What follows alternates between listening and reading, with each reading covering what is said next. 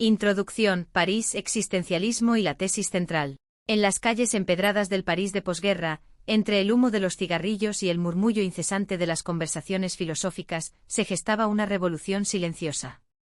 El Café de Flore en el Boulevard Saint-Germain se había convertido en el epicentro de una efervescencia intelectual sin precedentes. Allí, en aquellas mesas manchadas de tinta y café, una mujer de mirada penetrante y palabra precisa escribía páginas que habrían de conmover los cimientos mismos de la civilización occidental. Simone de Beauvoir no fue simplemente la compañera de Jean-Paul Sartre, como tantas veces se la ha reducido. Fue ante todo una pensadora original cuya obra trasciende las categorías académicas para convertirse en un instrumento de emancipación.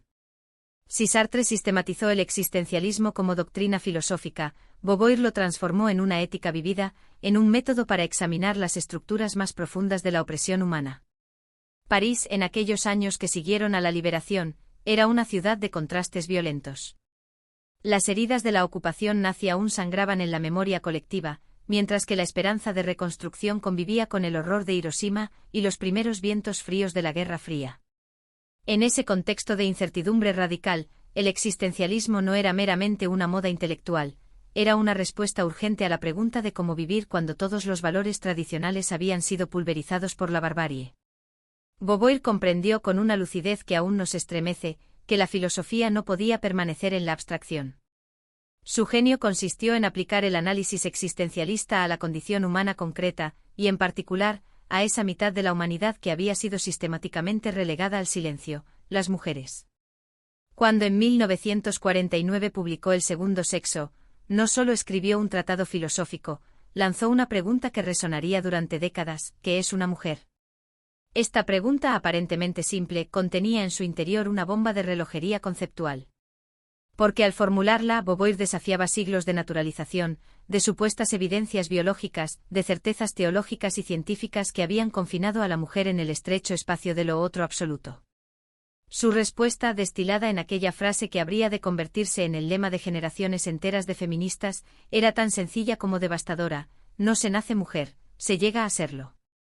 Con estas palabras, Beauvoir dinamitaba la distinción entre naturaleza y cultura, entre esencia y existencia.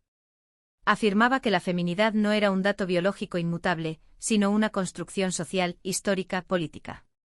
Y al hacerlo abría un horizonte de libertad vertiginoso. Si la mujer era un producto de la cultura, entonces la cultura podía transformarse. La liberación no era un sueño utópico, era una posibilidad inscrita en la estructura misma de la existencia humana. El impacto de El segundo sexo no puede medirse únicamente en términos académicos. Esta obra redefinió los conceptos mismos de libertad y opresión, demostrando que la dominación no se ejerce únicamente a través de la violencia explícita, sino mediante mecanismos sutiles de interiorización, de complicidad involuntaria, de lo que Sartre había llamado mala fe. Beauvoir mostró cómo las mujeres, al aceptar su condición de objeto, al identificarse con la mirada masculina, participaban en su propia subordinación. Pero también demostró que esta complicidad no era culpa individual, sino resultado de estructuras milenarias de dominación.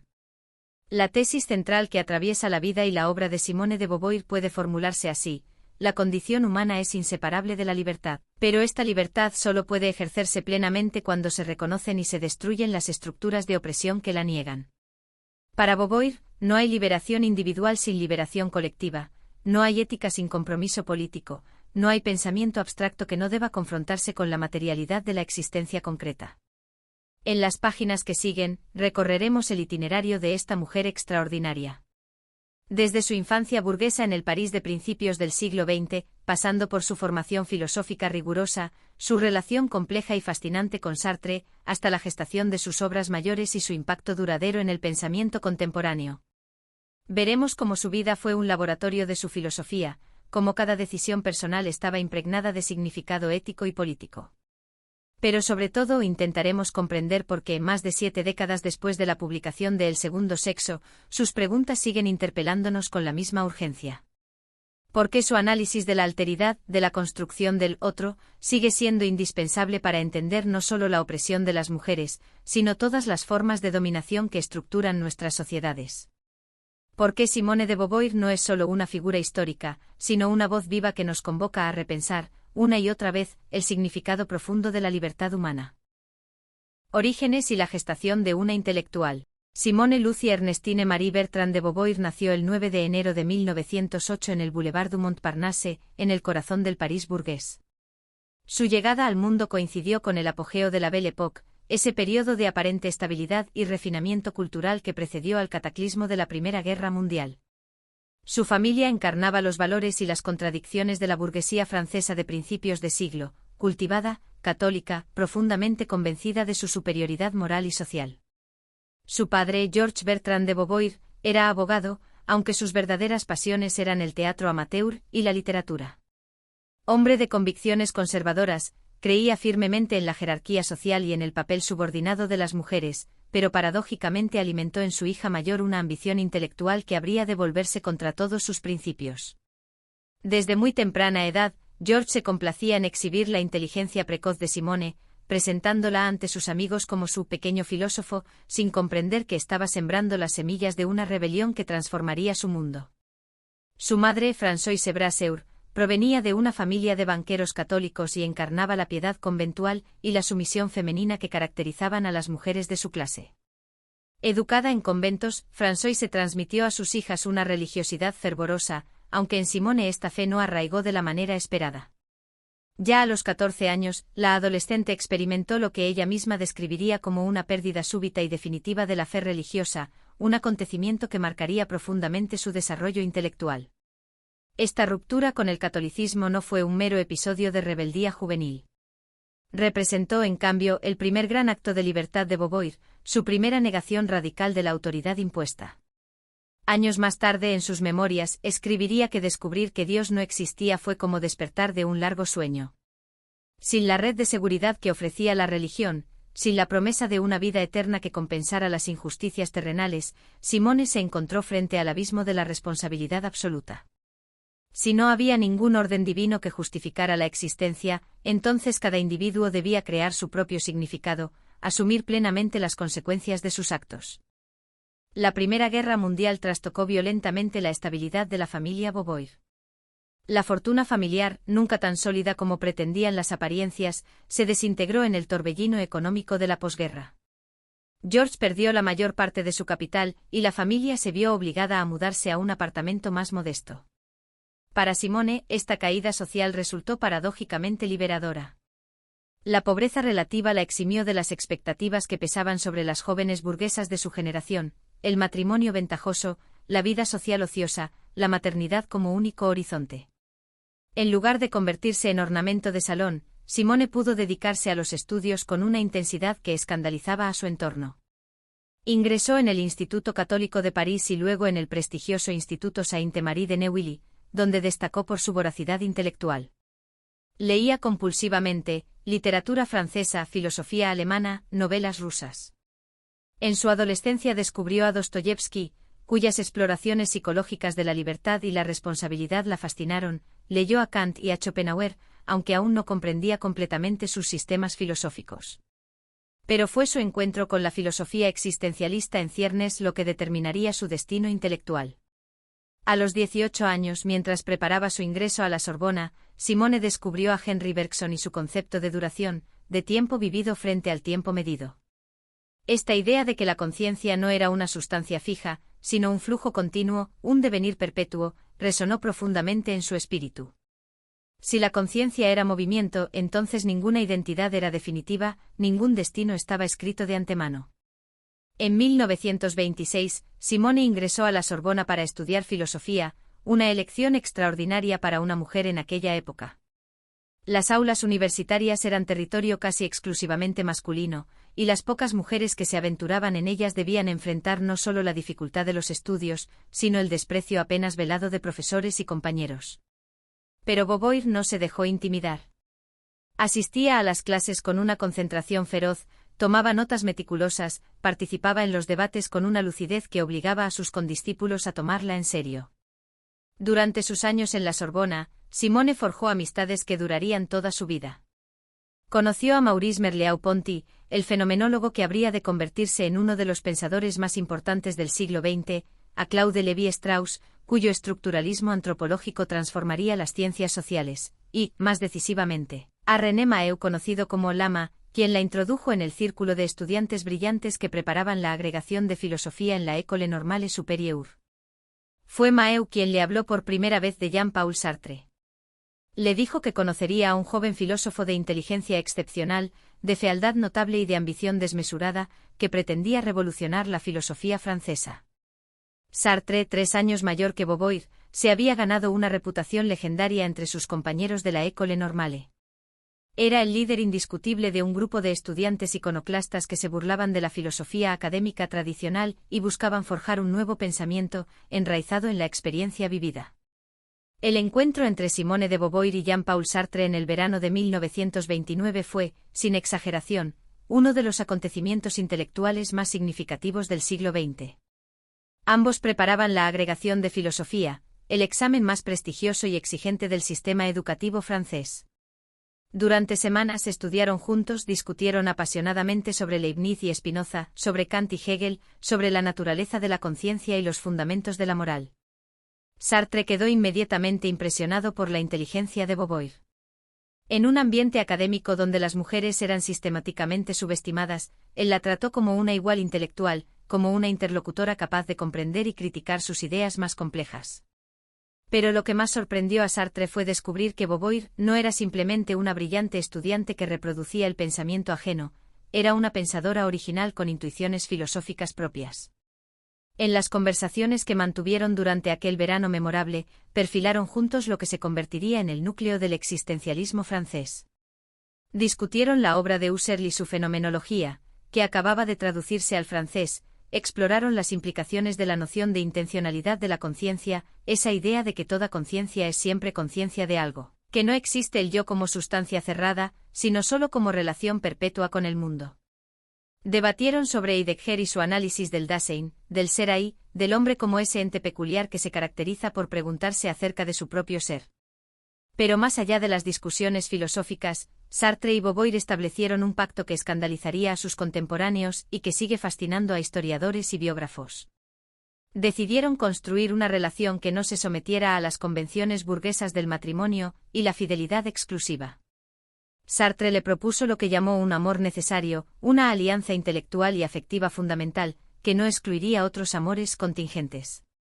Para Beauvoir, aceptar esta propuesta representaba un acto de libertad radical, una negación de los roles femeninos tradicionales que exigían a las mujeres renunciar a su autonomía en nombre del amor. Este pacto no era, como a veces se ha interpretado superficialmente, una mera licencia para la promiscuidad. Era, por el contrario, un experimento existencial, un intento de vivir según los principios de libertad y autenticidad que ambos defendían teóricamente. Beauvoir y Sartre se comprometieron a contarse todo, a mantener una transparencia absoluta, a no mentirse nunca. Durante más de 50 años, cumplieron este compromiso con una fidelidad extraordinaria, intercambiando miles de cartas en las que se narraban mutuamente sus experiencias, sus amores contingentes, sus dudas filosóficas. En 1929 los resultados de la agregación de filosofía confirmaron el talento excepcional de ambos.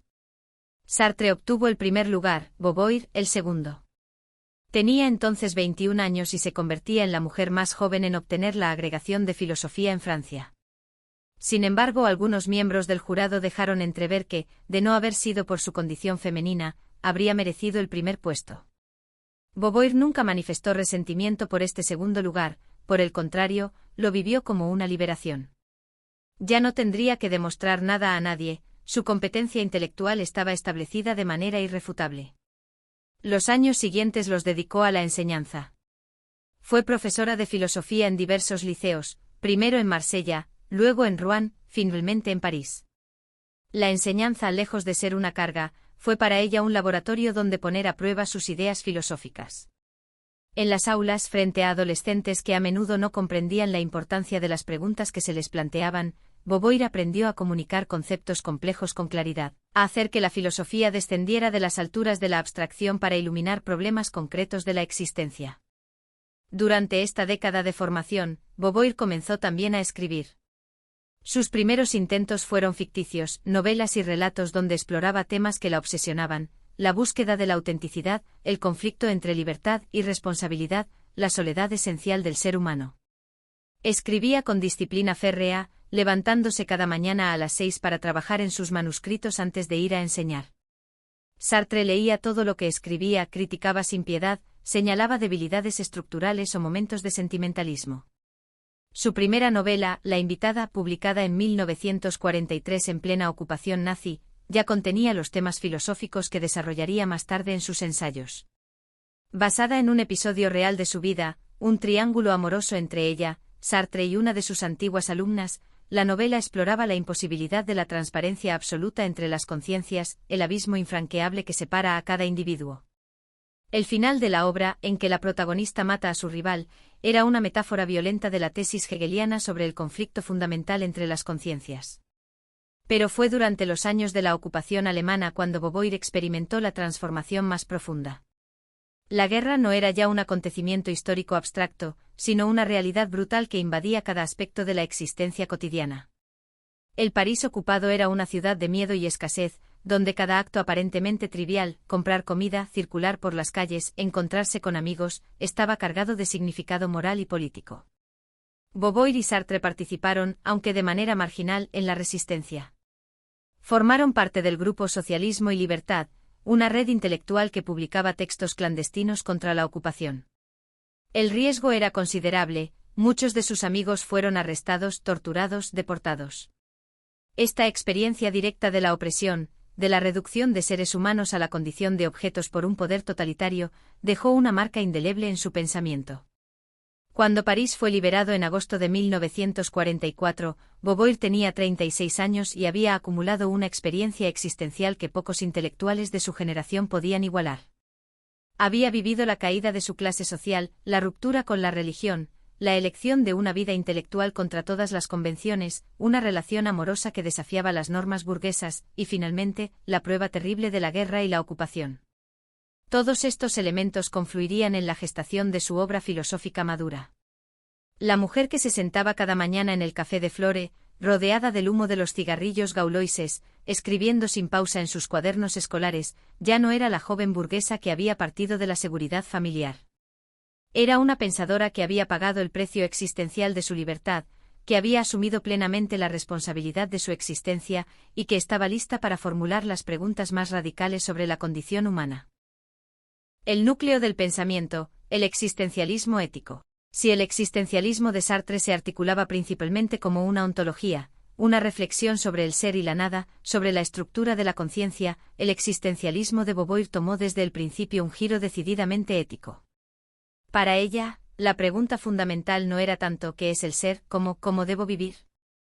Esta orientación hacia la ética práctica no era una debilidad teórica, sino una profundización necesaria del proyecto existencialista. El punto de partida del pensamiento de Beauvoir es la tesis fundamental del existencialismo: la existencia precede a la esencia.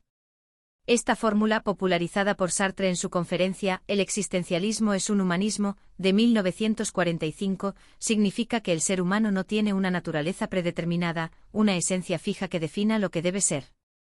Al contrario, cada individuo se define por sus actos, por sus elecciones, por el proyecto que hace de sí mismo. No nacemos siendo algo, nos hacemos a través de nuestras decisiones. Pero Beauvoir comprendió con una lucidez que a menudo faltó en Sartre que esta libertad absoluta no era una bendición sin ambigüedades. Era, más bien, una carga vertiginosa. Porque si no hay naturaleza humana, si no hay valores universales inscritos en el orden del cosmos, entonces cada individuo debe crear sus propios valores, asumir la responsabilidad total de sus actos sin poder refugiarse en ninguna autoridad externa. Esta es la experiencia de la angustia existencial que describieron tanto Kierkegaard como Sartre, el vértigo de la libertad frente a la ausencia de fundamento. En su obra Para una moral de la ambigüedad, publicada en 1947, Beauvoir se enfrentó directamente al problema ético que se deriva del existencialismo. Si no hay valores absolutos, si todo está permitido como sugiriera Dostoyevsky, ¿cómo distinguir entre el bien y el mal? ¿Cómo evitar que el existencialismo se convierta en una justificación del nihilismo o del capricho individual? La respuesta de Beauvoir es de una sofisticación filosófica notable. Argumenta que aunque no hay valores absolutos dictados por Dios o por la naturaleza, hay sin embargo un imperativo ético que se deriva de la estructura misma de la existencia humana. Este imperativo puede formularse así: debemos actuar de manera que nuestra libertad promueva la libertad de los demás. No se trata de una moral del sacrificio o del altruismo abstracto, sino de la comprensión de que mi libertad solo puede realizarse plenamente en un mundo donde los otros también sean libres. Esta ética de la libertad recíproca tiene consecuencias políticas radicales. Implica que toda forma de opresión, toda situación en que algunos seres humanos son tratados como objetos, como medios para los fines de otros, es moralmente inaceptable. Beauvoir no derivaba esta conclusión de principios abstractos o de hechos naturales, sino de la propia lógica de la existencia humana. Oprimir a otro es negar su libertad, pero al hacerlo, el opresor se niega también a sí mismo como ser libre, se reduce a sí mismo a la condición de cosa. Aquí Beauvoir introduce uno de sus conceptos filosóficos más penetrantes, la mala fe. Este término que Sartre había utilizado en El ser y la nada para describir las estrategias de autoengaño de la conciencia, adquiere en Beauvoir una dimensión social y política. La mala fe no es solo un problema individual de autenticidad, es el mecanismo mediante el cual las estructuras de dominación se perpetúan. Vivir en mala fe significa negarse a asumir la propia libertad, refugiarse en roles prefabricados, en identidades impuestas, en la falsa seguridad de lo que siempre se ha hecho. Es el burgués que se identifica completamente con su clase y sus privilegios, sin cuestionarse nunca la legitimidad de su posición. Es la mujer que acepta sin reflexión el papel de esposa y madre que la sociedad le asigna, convenciéndose de que esa es su naturaleza, cuando en realidad es una construcción histórica. Es el colonizado que interioriza la mirada del colonizador y se desprecia a sí mismo. Pero Beauvoir también mostró que la mala fe no es simplemente una elección individual de cobardía moral. Es en gran medida una respuesta racional a situaciones de opresión extrema. Cuando las estructuras sociales cierran sistemáticamente las posibilidades de acción, cuando elegir la libertad implica poner en riesgo la propia supervivencia, la mala fe puede convertirse en un mecanismo de defensa psicológico necesario. Esta comprensión matizada distingue la ética de Beauvoir de un moralismo simplista que juzgaría a los oprimidos por su complicidad en su propia opresión. En Para una moral de la ambigüedad, Beauvoir desarrolla una tipología existencial que describe las diferentes maneras en que los seres humanos se relacionan con su libertad. Está el subhombre, aquel que nunca ha despertado a la conciencia de su libertad y vive en una inocencia casi animal. Está el hombre serio, que ha abdicado de su libertad refugiándose en valores absolutos que considera externos a sí mismo, Dios, la nación, el partido. Está el nihilista, que ha descubierto la ausencia de fundamento pero responde con una negación destructiva de todos los valores. Y está finalmente el hombre auténtico, que asume plenamente su libertad sin ilusiones, que crea sus propios valores sabiendo que no tienen garantía metafísica, pero que actúa con pasión y compromiso como si estos valores fueran absolutos. Esta última figura, el hombre auténtico, representa el ideal ético de Beauvoir. No es el superhombre nietzscheano que se coloca más allá del bien y del mal, sino un individuo que reconoce la ambigüedad fundamental de la existencia humana, el hecho de que estamos condenados a elegir sin criterios absolutos, pero que no por ello se refugia en el cinismo o la indiferencia. El hombre auténtico actúa, se compromete y lucha por sus valores, sabiendo siempre que estos valores son su creación y que otros podrían elegir de manera diferente. Esta ética de la ambigüedad llevó a Beauvoir a una posición política clara y comprometida. Durante toda su vida adulta se situó del lado de los oprimidos, de aquellos cuya libertad era negada por las estructuras de dominación.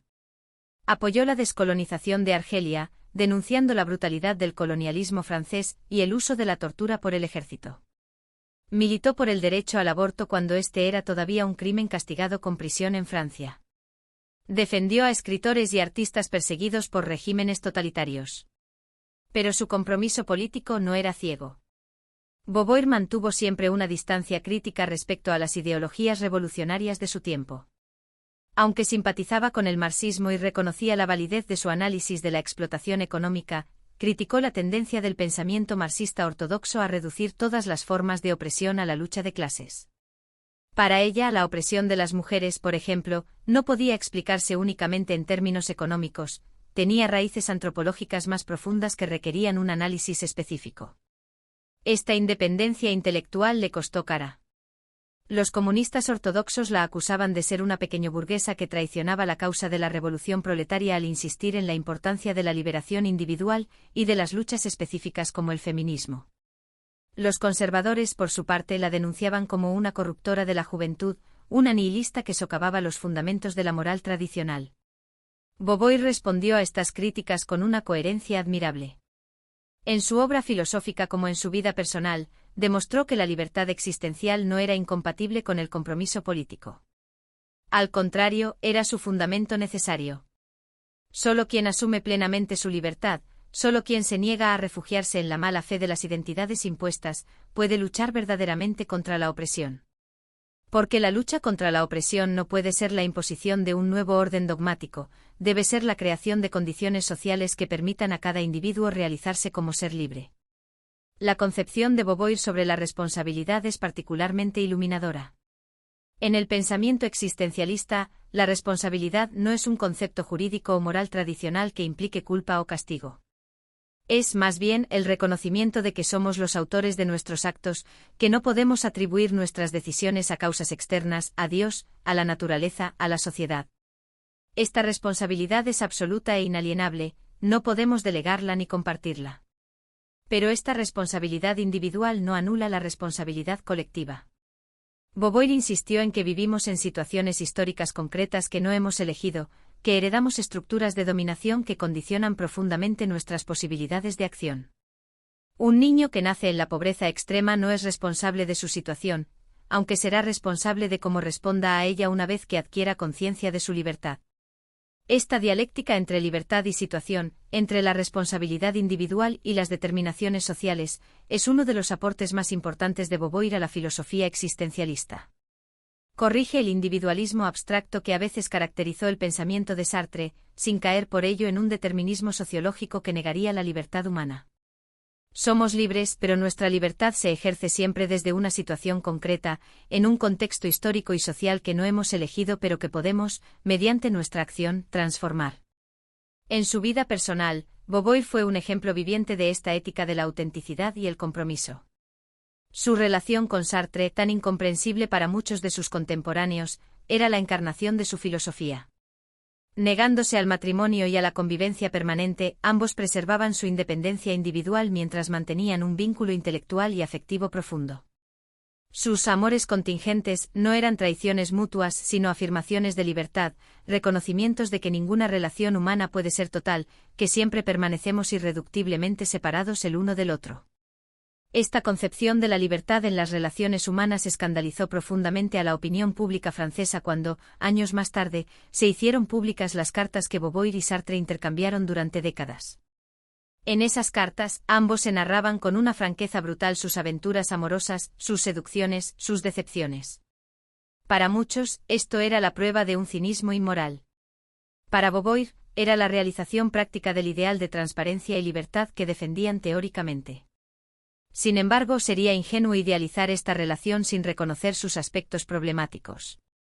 Tanto Beauvoir como Sartre mantuvieron relaciones con personas mucho más jóvenes, a menudo antiguas alumnas, que no estaban en posición de igualdad respecto a ellos. El poder que ejercían como intelectuales célebres, como profesores, creaba asimetrías que a veces rayaban en la manipulación.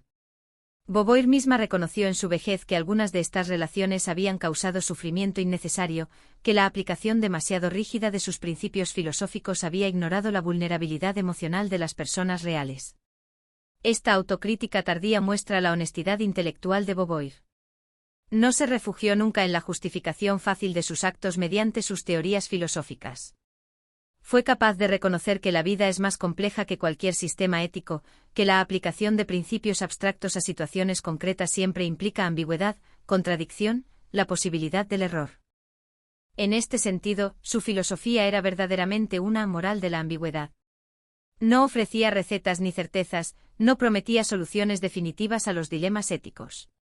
Proponía, en cambio, una manera de vivir que aceptaba la incertidumbre fundamental de la existencia humana, que renunciaba a la seguridad de los valores absolutos, pero que no por ello caía en el relativismo o el nihilismo. Era una ética del compromiso lúcido, de la acción sin garantías, de la responsabilidad asumida en la plena conciencia de nuestra finitud. El legado ineludible, el segundo sexo y el feminismo. En el otoño de 1946, cuando Simone de Beauvoir comenzó a trabajar en lo que se convertiría en el segundo sexo, su intención inicial era modesta: escribir un capítulo autobiográfico sobre lo que había significado para ella ser mujer. Pero a medida que profundizaba en la reflexión, comprendió que estaba enfrentándose a un problema filosófico de una magnitud insospechada. La pregunta aparentemente simple, ¿qué ha significado para mí el hecho de ser mujer?, se transformó en la interrogante radical, ¿qué es una mujer? Beauvoir dedicó 3 años a la elaboración de esta obra monumental. Trabajaba con el método riguroso que había aprendido en sus años de formación filosófica, leyó tratados de biología, antropología, historia, psicología, examinó mitos, literatura, testimonios autobiográficos. Frecuentaba la Biblioteca Nacional en París, donde pasaba jornadas enteras consultando textos científicos y documentos históricos. Discutía sus hallazgos con Sartre durante largas conversaciones nocturnas en el Café de Flore o en los pequeños restaurantes del barrio latino. Cuando finalmente El segundo sexo fue publicado en 1949, primero en fascículos en la revista Les Temps Moderns y luego en 2 volúmenes, la reacción fue fulminante. El escándalo fue inmediato y universal. El Vaticano colocó la obra en el índice de libros prohibidos. François Mauriac, el novelista católico y premio Nobel, escribió una carta indignada a Les Temps Moderns afirmando que ahora sabía todo lo que necesitaba saber sobre la vagina de Simone de Beauvoir. Albert Camus, con quien Beauvoir y Sartre habían roto relaciones por divergencias políticas, ridiculizó el libro diciendo que había hecho ridículo al existencialismo francés. Pero el ataque no vino solo de los conservadores. Los comunistas ortodoxos denunciaron a Beauvoir por desviar la atención de la lucha de clases hacia cuestiones burguesas de la liberación femenina. Los psicoanalistas freudianos la acusaron de ignorar las verdades fundamentales sobre la sexualidad femenina descubiertas por el psicoanálisis. Incluso muchas mujeres, especialmente de las clases altas, rechazaron violentamente el libro, sintiéndose insultadas por el análisis que Beauvoir hacía de la condición femenina. ¿Qué había en El segundo sexo que provocara semejante escándalo? En esencia, Beauvoir había realizado 3 operaciones filosóficas radicales que minaban los fundamentos mismos de la civilización patriarcal. La primera operación consistía en aplicar el método fenomenológico al análisis de la feminidad. En lugar de aceptar las definiciones tradicionales de lo que es una mujer, ya fueran biológicas, teológicas o psicológicas, Beauvoir partía de la experiencia vivida de las mujeres. Y lo que descubría era que la feminidad no era un dato natural, una esencia inmutable inscrita en la biología, sino una construcción social, histórica, cultural. De aquí se deriva la frase que se ha convertido en el lema del feminismo de la segunda ola: no se nace mujer, se llega a serlo. Esta afirmación, tan simple en apariencia, era en realidad devastadora. Porque si la feminidad es una construcción, entonces no hay nada inevitable en la subordinación de las mujeres. El argumento que durante milenios había justificado la dominación masculina, que las mujeres estaban naturalmente destinadas a ciertos roles debido a su biología, quedaba completamente desacreditado. La biología podía establecer diferencias entre los sexos, pero no prescribía ningún destino social. Era la cultura, no la naturaleza, la que transformaba la hembra de la especie humana en una mujer en el sentido social del término. La segunda operación filosófica de Beauvoir consistía en analizar los mecanismos mediante los cuales se produce esta construcción de la feminidad. Aquí introdujo uno de sus conceptos más influyentes, la noción de la mujer como el otro absoluto. Basándose en el análisis hegeliano de la dialéctica del amo y el esclavo, pero también en su propia experiencia existencial, Beauvoir mostró cómo las mujeres habían sido sistemáticamente definidas no como sujetos en sí mismas, sino en relación con los hombres, como negación del sujeto masculino. En todas las culturas y en todas las épocas históricas, argumentaba Beauvoir, el hombre se ha constituido como el sujeto, el absoluto, la norma de lo humano. La mujer, por el contrario, ha sido definida como el otro, como lo inesencial, como aquello que el hombre no es. Esta alteridad no es recíproca como si lo es, por ejemplo, la alteridad entre diferentes grupos étnicos o nacionales, donde cada grupo se define a sí mismo como el centro y ve a los otros como periféricos. En el caso de las mujeres, la alteridad es absoluta, las mujeres son definidas como otras incluso por ellas mismas, han interiorizado la mirada masculina hasta el punto de verse a sí mismas como objetos. Este análisis tenía consecuencias psicológicas y políticas profundas. Beauvoir mostraba cómo la opresión de las mujeres no se ejercía únicamente mediante la violencia física o la exclusión legal, aunque estos mecanismos habían sido y seguían siendo importantes, sino a través de procesos mucho más sutiles de interiorización. Las mujeres eran cómplices de su propia opresión no por debilidad moral, sino porque habían sido educadas desde la infancia para identificarse con la mirada masculina, para verse a sí mismas como los hombres las veían. Beauvoir dedicó cientos de páginas a analizar cómo se producía esta educación en la feminidad. Desde la primera infancia, las niñas eran tratadas de manera diferente a los niños. Se les enseñaba a ser pasivas, obedientes, orientadas hacia los otros. Se les negaba el acceso a la aventura, a la exploración del mundo, al desarrollo de sus capacidades físicas e intelectuales. Se las preparaba para un único destino, el matrimonio y la maternidad. Incluso su sexualidad era definida en términos masculinos, como receptividad, como objeto del deseo masculino más que como deseo propio. El resultado de esta educación era una mutilación existencial. Las mujeres crecían sin desarrollar plenamente su capacidad de trascendencia, ese impulso fundamental del ser humano que Beauvoir, siguiendo a Sartre, consideraba definitorio de la existencia auténtica. La trascendencia, la capacidad de proyectarse hacia el futuro, de transformar el mundo mediante la acción, era privilegio masculino. A las mujeres se les asignaba la inmanencia, permanecer en el ámbito privado del hogar, reproducir la vida en lugar de crear nuevos valores, mantener el orden existente en lugar de transformarlo. La tercera operación filosófica de Beauvoir, quizás la más ambiciosa, consistía en rastrear históricamente cómo se había establecido esta situación de dominación. En la primera parte de El segundo sexo, titulada Los hechos y los mitos, Beauvoir examinaba los argumentos biológicos, psicoanalíticos e históricos que se habían utilizado para justificar la subordinación femenina. Respecto a la biología, reconocía las diferencias anatómicas y fisiológicas entre hombres y mujeres, la menstruación, el embarazo, la lactancia, pero negaba que estas diferencias justificaran ninguna jerarquía social. La reproducción, argumentaba, no era el destino de las mujeres, sino una función biológica que la especie humana podía controlar mediante la tecnología y la organización social. Además, la debilidad física relativa de las mujeres, en promedio, los hombres tienen mayor fuerza muscular, había perdido toda relevancia en sociedades donde el poder ya no dependía de la fuerza bruta. Su crítica del psicoanálisis freudiano era particularmente mordaz. Beauvoir reconocía la importancia de las intuiciones de Freud sobre la sexualidad infantil y el inconsciente, pero rechazaba categóricamente conceptos como la envidia del pene o la pasividad natural de las mujeres. Estos conceptos, argumentaba, no eran descubrimientos científicos neutros, sino proyecciones de los prejuicios patriarcales del propio Freud y de su época. El psicoanálisis, lejos de liberar a las mujeres mediante la comprensión de su psique, las ataba más firmemente a su condición de objetos del deseo masculino. En su análisis histórico, Beauvoir recorría las diferentes etapas de la civilización humana buscando el origen de la dominación patriarcal. Examinaba las sociedades primitivas, las grandes civilizaciones antiguas, la Edad Media cristiana, el Renacimiento, la época moderna. En todas ellas encontraba variaciones del mismo tema fundamental, la exclusión de las mujeres del ámbito público, su confinamiento en el espacio doméstico, su reducción a la función reproductora. Pero Beauvoir no caía en un pesimismo determinista. Si bien la opresión de las mujeres parecía universal y milenaria, no era por ello inevitable o eterna. Las condiciones históricas que habían permitido el establecimiento del patriarcado, la importancia de la fuerza física en la producción, la falta de métodos anticonceptivos eficaces, la alta mortalidad infantil que requería múltiples embarazos, estaban cambiando radicalmente.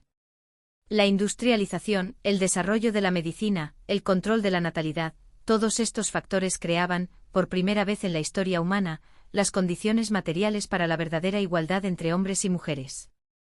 En la segunda parte de El segundo sexo, titulada La experiencia vivida, Beauvoir abandonaba el análisis general para examinar la vida concreta de las mujeres en sus diferentes etapas, la infancia, la adolescencia, la iniciación sexual, el matrimonio, la maternidad, la vejez.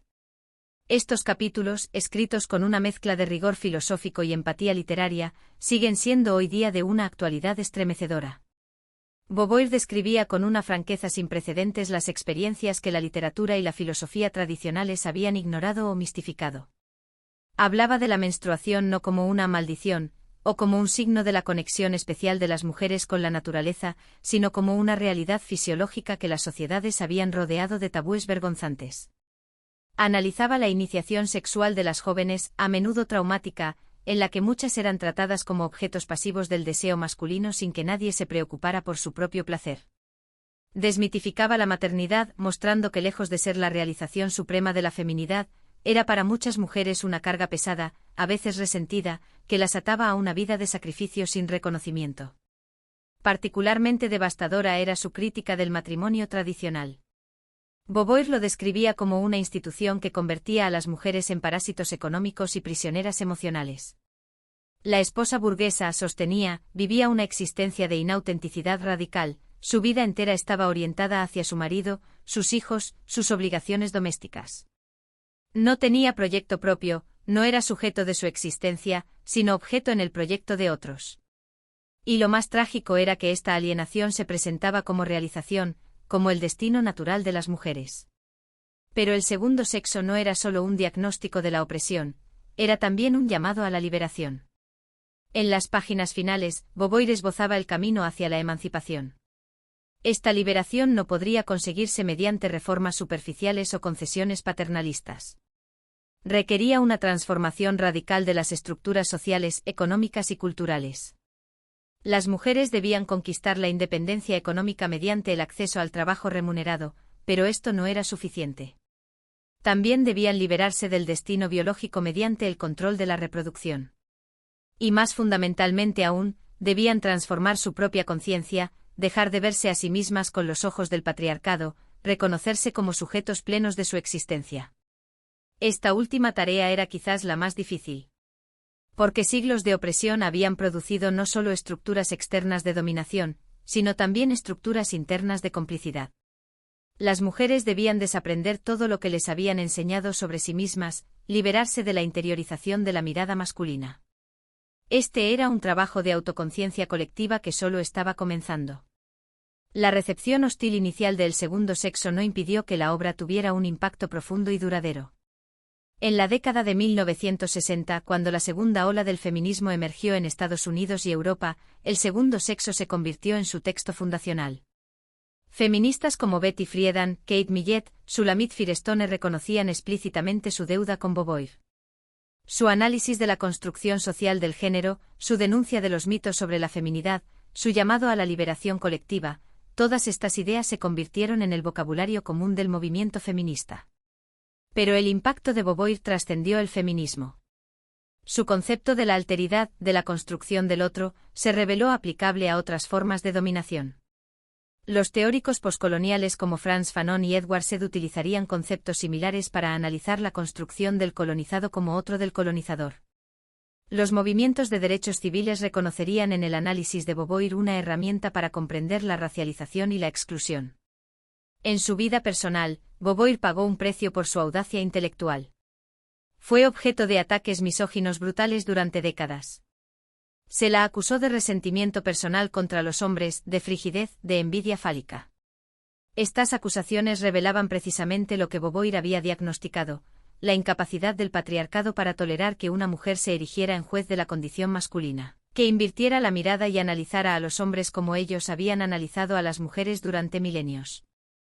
Sin embargo, Beauvoir también fue criticada por sectores del movimiento feminista, especialmente a partir de la década de 1970.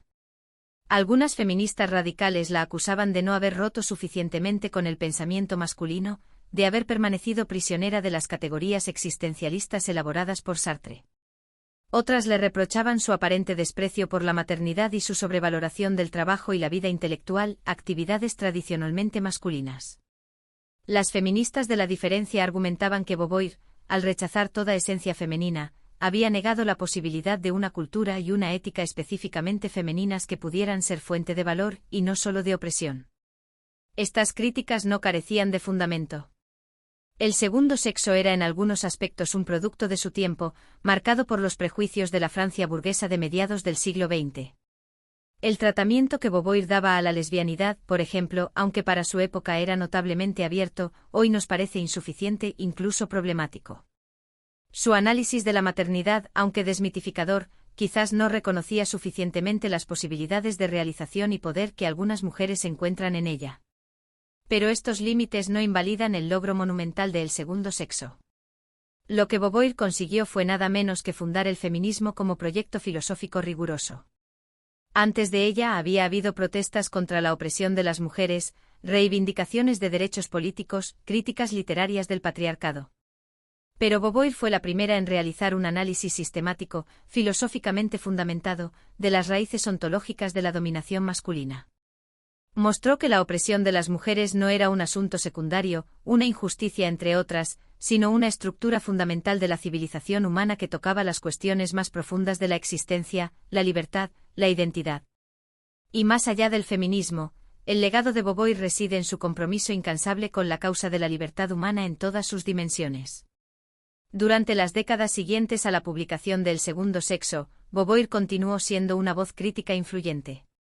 Denunció la guerra de Argelia y el uso de la tortura por el ejército francés, participó en el Tribunal Russell que juzgaba los crímenes de guerra estadounidenses en Vietnam, apoyó las revueltas estudiantiles de mayo del 68. Militó por la legalización del aborto firmando el célebre Manifiesto de las 343 en 1971, donde mujeres prominentes declaraban públicamente haber abortado desafiando la ley francesa. Esta coherencia entre pensamiento y acción, esta voluntad de poner el cuerpo y la reputación al servicio de las causas justas, hacía de Beauvoir no solo una filósofa, sino una figura moral de su tiempo. Encarnaba el ideal del intelectual comprometido que ella y Sartre habían teorizado, alguien que usa su visibilidad y su influencia no para obtener privilegios o reconocimiento, sino para amplificar las voces de los oprimidos, para señalar las injusticias que la sociedad prefiere ignorar. Conclusión y relevancia eterna. En las últimas décadas de su vida, Simone de Beauvoir se dedicó a otro proyecto monumental, la escritura de sus memorias. Entre 1958 y 1972, publicó 4 volúmenes autobiográficos que constituyen no solo el testimonio de una vida extraordinaria, sino un fresco incomparable del siglo XX intelectual europeo. Memorias de una joven formal, la plenitud de la vida, la fuerza de las cosas y final de cuentas narran con una honestidad brutal su trayectoria desde la infancia burguesa hasta la vejez, sin ocultar sus contradicciones, sus errores, sus momentos de duda. Estas memorias son en sí mismas una obra filosófica. Beauvoir no se limitaba a relatar acontecimientos, los analizaba a la luz de sus convicciones existencialistas, mostrando cómo cada decisión había sido un acto de libertad, como su vida entera había sido un proyecto de autoconstitución. Al mismo tiempo las memorias servían como documento histórico de primera magnitud, testimonio directo de los acontecimientos que marcaron el siglo, las 2 guerras mundiales, la ocupación nazi, la resistencia, la Guerra Fría, la descolonización, las revueltas estudiantiles.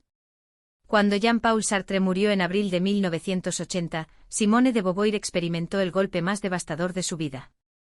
Durante 51 años, él había sido su interlocutor principal, su compañero intelectual, el hombre con quien compartía una transparencia que consideraba absoluta.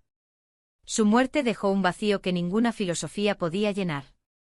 Beauvoir escribió un libro conmovedor, La ceremonia del adiós, donde narraba los últimos años de Sartre, su deterioro físico y mental, y donde reflexionaba sobre el significado de su relación excepcional. En estos últimos años Beauvoir adoptó a Sylvie Le Bon, una joven filósofa que se convertiría en su heredera intelectual, como hija legal. Esta adopción, que escandalizó a muchos, era coherente con la filosofía de Beauvoir. Las relaciones humanas auténticas no necesitaban fundarse en vínculos biológicos, podían ser elecciones libres, creaciones conscientes. Sylvie Le Bon cuidó de Beauvoir en sus últimos años y se convirtió en la guardiana de su legado, editando su correspondencia y sus escritos póstumos. Simone de Beauvoir murió el 14 de abril de 1986, a los 78 años. Su funeral fue un acontecimiento público masivo. Miles de personas, en su mayoría mujeres, siguieron su cortejo fúnebre hasta el cementerio de Montparnasse, donde fue enterrada junto a Sartre. Muchas de estas mujeres llevaban pancartas con la frase que las había inspirado a reclamar su libertad: no se nace mujer, se llega a serlo. Pero, ¿qué queda hoy del pensamiento de Simone de Beauvoir? ¿Por qué casi 4 décadas después de su muerte sus ideas siguen siendo no solo relevantes sino urgentes? La respuesta reside en la naturaleza misma de su proyecto filosófico. Beauvoir no elaboró un sistema cerrado, una doctrina que pretendiera responder a todas las preguntas de una vez por todas. Su filosofía era, en su esencia, una interrogación permanente, un método para examinar críticamente las estructuras de dominación, una invitación a ejercer la libertad asumiendo plenamente sus riesgos y sus responsabilidades. El concepto central de su pensamiento, la noción de la alteridad, ha demostrado tener un alcance que ella misma quizás no previó completamente. En un mundo globalizado donde los encuentros entre culturas diferentes se multiplican, donde las identidades colectivas se movilizan políticamente, comprender los mecanismos mediante los cuales construimos al otro es más crucial que nunca. El análisis de Beauvoir sobre cómo la diferencia se transforma en jerarquía, cómo lo diferente se convierte en inferior, ilumina no solo las relaciones de género sino todas las formas de exclusión y discriminación. Su desmitificación de la naturaleza como fundamento de las jerarquías sociales sigue siendo un arma crítica esencial. En una época donde resurgen discursos esencialistas sobre las diferencias entre hombres y mujeres, donde se invocan supuestas bases biológicas para justificar desigualdades, la tesis de Beauvoir conserva toda su fuerza. Lo que se presenta como natural es, en realidad, histórico, lo que se proclama eterno es, de hecho, transformable. Esta comprensión es liberadora no solo para las mujeres, sino para todos los grupos que enfrentan la opresión justificada mediante apelaciones a la naturaleza o a la tradición inmemorial. La ética de la ambigüedad que elaboró Beauvoir ofrece recursos valiosos para navegar en un mundo donde los absolutos morales se han desmoronado, pero donde el relativismo absoluto conduce al cinismo y la inacción. Su propuesta de una libertad que se asume sin garantías metafísicas, pero que no por ello renuncia al compromiso y la pasión, responde a la necesidad contemporánea de encontrar fundamentos para la acción ética en un universo desencantado. Su comprensión de la complicidad de los oprimidos en su propia opresión, lejos de culpabilizar a las víctimas, ofrece herramientas para analizar las formas sutiles mediante las cuales las estructuras de dominación se reproducen. En una época donde mucho se habla de interseccionalidad, el reconocimiento de que las diferentes formas de opresión se entrelazan y refuerzan mutuamente, el análisis de Beauvoir sobre la mala fe y la interiorización de la mirada del dominador sigue siendo indispensable. El feminismo contemporáneo, en sus múltiples variantes, continúa debatiendo las tesis de Beauvoir. Algunas corrientes, especialmente el feminismo materialista, profundizan su análisis de las estructuras sociales que producen el género. Otras, como el feminismo posmoderno o queer, critican lo que consideran residuos esencialistas en su pensamiento, su apego a conceptos como mujer o experiencia femenina, que consideran construcciones discursivas que deberían deconstruirse. Pero incluso estas críticas son testimonio de la fecundidad del pensamiento de Beauvoir. Es imposible elaborar una teoría feminista contemporánea sin posicionarse respecto a el segundo sexo, ya sea para continuarlo, corregirlo o superarlo. Más allá del ámbito académico, la pregunta que Beauvoir formuló sigue interpelando a millones de mujeres en todo el mundo: ¿qué significa ser mujer? ¿Hasta qué punto nuestras identidades, nuestros deseos, nuestras aspiraciones son verdaderamente nuestras, y hasta qué punto son interiorizaciones de expectativas sociales? ¿Cómo podemos vivir auténticamente en un mundo que nos asigna roles prefabricados? Estas preguntas no tienen respuestas simples, pero plantearlas ya es un acto de libertad. Beauvoir nos enseñó que la liberación no es un estado final que se alcanza de una vez por todas, sino un proceso permanente. Cada generación debe reconquistar la libertad, debe desnaturalizar las opresiones que su época presenta como evidentes, debe imaginar nuevas formas de vivir que amplíen el espacio de lo posible. La lucha feminista, como todas las luchas por la emancipación, no termina nunca, porque siempre existen nuevas formas de dominación que deben ser identificadas y combatidas. En este sentido, la relevancia de Beauvoir trasciende las cuestiones de género. Su llamado a la libertad responsable, a la autenticidad sin ilusiones, al compromiso político sin dogmatismo, conserva toda su vigencia en un mundo que enfrenta desafíos existenciales sin precedentes. La crisis ecológica, la amenaza tecnológica, el retorno de nacionalismos y fundamentalismos, la creciente desigualdad, todos estos problemas requieren el tipo de pensamiento crítico y comprometido que Beauvoir ejemplificó. Su vida misma fue su argumento filosófico más poderoso. Demostró que era posible vivir de acuerdo con los principios existencialistas sin refugiarse en la abstracción o el individualismo egoísta. Creó relaciones basadas en la libertad mutua, trabajó incansablemente como escritora y pensadora, se comprometió con las causas justas de su tiempo, enfrentó la hostilidad y la incomprensión sin renunciar a sus convicciones. En una época donde la integridad intelectual es rara y el oportunismo prevalece, su ejemplo conserva una fuerza moral extraordinaria. Al final de su vida, cuando se le preguntaba si consideraba que su obra había logrado sus objetivos, si las mujeres habían conquistado la libertad que ella defendía, Beauvoir respondía con su característica lucidez que se habían conseguido avances significativos, pero que la batalla estaba lejos de terminar. Reconocía con satisfacción que las mujeres habían ganado derechos legales y políticos impensables en su juventud, que habían accedido masivamente a la educación y al trabajo, que controlaban su reproducción mediante anticonceptivos y el aborto legalizado en muchos países. Pero también advertía que persistían formas más sutiles de opresión. La división sexual del trabajo, aunque menos rígida, seguía confinando a las mujeres a ciertos sectores profesionales peor remunerados. La carga del trabajo doméstico y del cuidado de los hijos recaía todavía desproporcionadamente sobre ellas. Los estereotipos sobre la feminidad, aunque cuestionados, seguían operando en los medios de comunicación, la publicidad, la cultura popular. Y en muchas partes del mundo, las mujeres seguían siendo tratadas como propiedades de sus padres o maridos, privadas de los derechos humanos más elementales. Simone de Beauvoir no nos legó certezas cómodas ni soluciones definitivas. Nos legó preguntas inquietantes, métodos de análisis rigurosos, y sobre todo, un ejemplo de vida dedicada sin concesiones a la búsqueda de la verdad y la lucha por la libertad.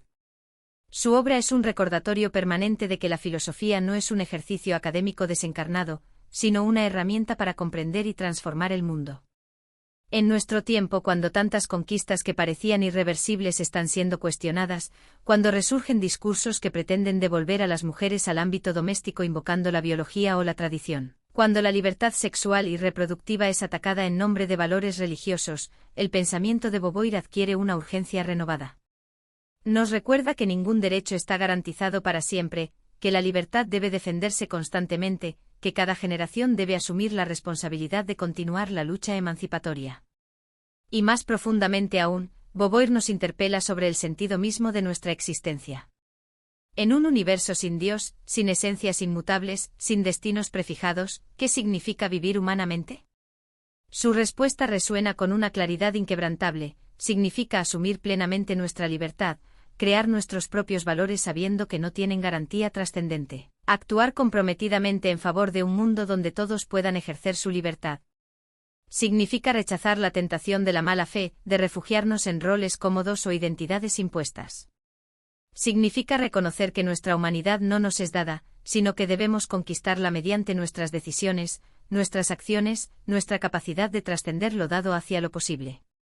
Este es el legado ineludible de Simone de Beauvoir, no un sistema de pensamiento cerrado, sino una invitación permanente a la lucidez y al compromiso, una exigencia de autenticidad y libertad que no deja de interpelarnos mientras permanezcamos vivos.